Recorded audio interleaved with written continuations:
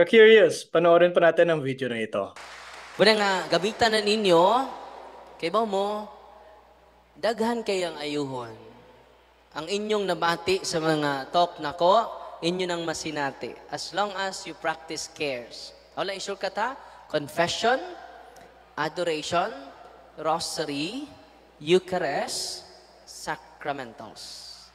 Kung kanunay mo moduol sa atong kaparian, unya, tangtanga intaw ninyo inyong habak. Eh dito Miss Baez, siyam ka buok nag-react while nag-pray ko, siyam ka buok nag-react. Yan doon na may bag. Itong poses, kasi nagkurug-kurug. Mga tapad, perti ng ratula. Kung doon na may mag-react ron, relax ra mo. Shh.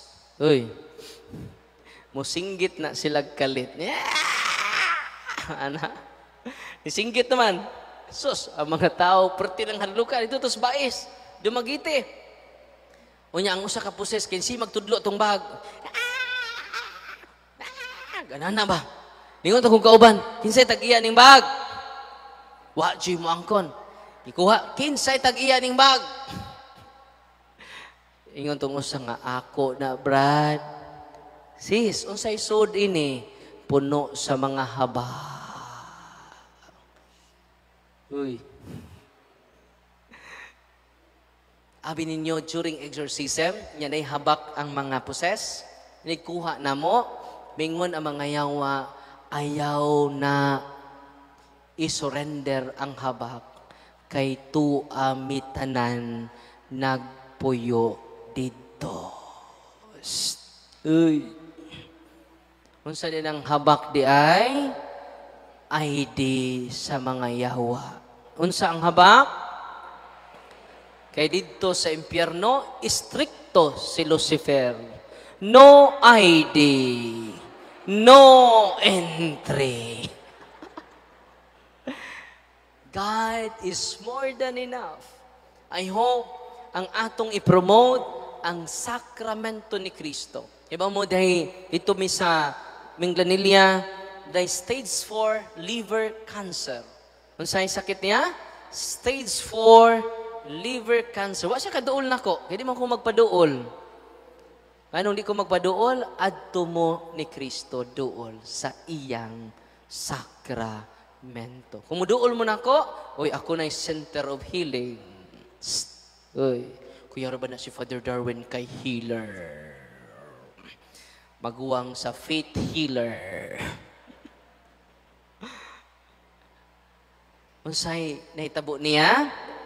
Iyang girenounce ang tanang habak niya. Paglisod na siya tindog. Paglisod na po siya lakaw. Naka-wheelchair lang siya. Atong tungura. Nya, nituman siya sa pag-practice og keso. Ano sila maminyo? Nagpakasal siya. Yawa na siya magpa-opera nga naman. Yung siya nga dawato na nako. Kaya wang po sila'y kwarta. Dawato na nako nga kung maunin tapusan nako, yun ako mamugos. Basta importante, nakadawat ko sa sakripito. Nagpakasal sila.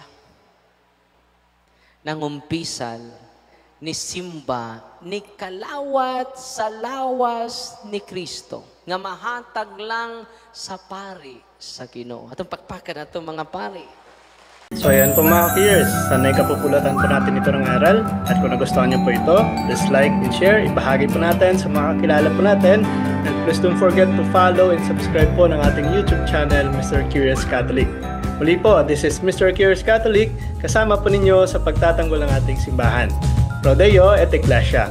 Sa Diyos po ang lahat ng kapurian.